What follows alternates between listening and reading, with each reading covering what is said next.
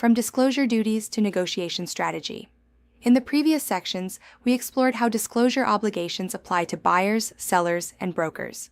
Now we shift into one of the most practical and often misunderstood areas of real estate practice: how to handle multiple offers and whether a listing broker should shop those offers. This is where law meets strategy. Your fiduciary duty requires you to protect your seller, but how you do that can vary depending on the situation. The core question: should you shop offers? When a listing broker receives multiple offers, a natural question arises. Should you tell buyer A about buyer B's offer? Should you share price and terms? Are you violating your fiduciary duty if you don't, or if you do? The answer is not one size fits all. It depends on your fiduciary duty, the seller's instructions, and the specific facts of the transaction. The listing broker's duty to the seller. A listing broker is required to exercise reasonable care and act in the best interest of the seller. This includes the obligation to secure the best price and terms possible. Arizona courts have consistently reinforced this principle in cases such as Vivian Arnold Realty Kervin McCormick and Morley V.J. Pagel Realty, emphasizing that the broker's role is to maximize the seller's outcome. In simple terms, you are hired to get your seller the best deal, not just any deal. What the courts say about shopping offers. The courts have addressed whether shopping offers, sharing information between competing buyers, is appropriate. In Marmis v. Solot, a buyer claimed the listing broker acted improperly by using competitive bidding to increase the price. The court disagreed and made an important statement. A broker cannot be penalized for fulfilling their duty to the seller by trying to obtain a better price. In fact, encouraging competitive offers may be part of properly representing the seller. A real-life example. You'll remember. Imagine you have a listing in Gilbert priced at $500,000. You receive two offers, one at $490,000 with standard terms, one at $500,000 but with weaker financing. If you simply present both offers and let the seller choose, you are doing the minimum. But what if you go back to both buyers and say, "We have multiple offers, submit your highest and best." Now buyer A increases to $510,000 and buyer B improves their financing terms. That extra step just created a better outcome for your seller, and that is exactly what your fiduciary duty requires. When shopping becomes strategic. Another case, Melvany v. McCrane, showed that a broker who used competitive bidding successfully achieved a price above the listing price. The court supported the broker, stating that the agent was simply fulfilling their duty to obtain the most advantageous terms for the seller. This reinforces a key concept. Shopping offers is not unethical. It is a tool. The key is how you use it. When shopping has limits. However, not every situation calls for aggressive negotiation. In Smith v. Fidelity and Columbia Trust Co., a broker stopped pushing for higher offers after a buyer clearly stated they had reached their limit. The seller later sued, claiming the broker should have pushed further.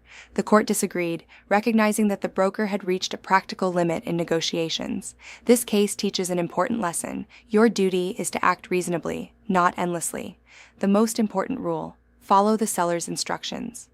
While the law gives guidance, the most critical factor is this: the seller decides the strategy. Before shopping offers, the listing broker must have a conversation with the seller about whether to disclose the existence of other offers, whether to share price and terms, how aggressively to negotiate. This is not the agent's decision alone. It is a client-driven strategy supported by your professional advice. Life example. Two different sellers, two different strategies. Seller A says, "I want the highest possible price. Push every buyer." In this case, you may disclose multiple offers and encourage bidding wars. Seller B says, "I don't want to risk losing buyers. Keep everything confidential." In this case, you may present offers without sharing details. Both approaches are correct, because both follow the seller's instructions. The role of the listing agreement. The exclusive right to list agreement specifically addresses whether the broker is authorized to disclose the existence and details of offers. This means the decision is not just strategic. It is documented and agreed upon in writing. As a best practice, this conversation should happen at the time of listing, so expectations are clear before offers arrive. Professionalism in competitive situations. Some agents believe that shopping offers creates an unprofessional environment. However, professionalism is not determined by the strategy. It is determined by how the strategy is executed. You can create competition without misleading, pressuring, or alienating buyers and agents. Clear communication, honesty, and respect are essential in maintaining professionalism while still advocating for your seller. Best practices for 2026. Compliance: always discuss multiple offer strategies with your seller in advance. Follow the seller's instructions and document them clearly. Use competition strategically, not aggressively or recklessly. Communicate honestly with all parties. Never misrepresent offers. Remember that your role is to advise, not decide. Bringing it all together.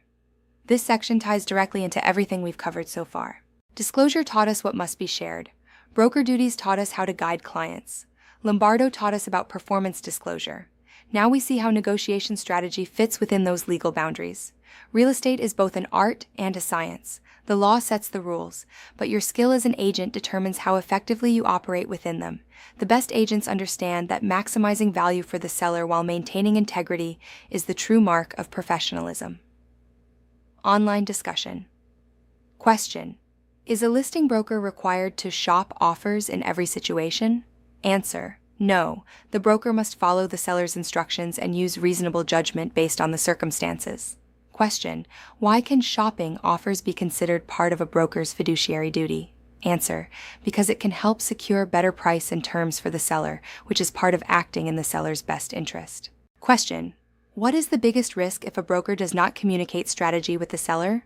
Answer: the broker may fail to meet the seller's expectations or fiduciary duty, leading to disputes or missed opportunities.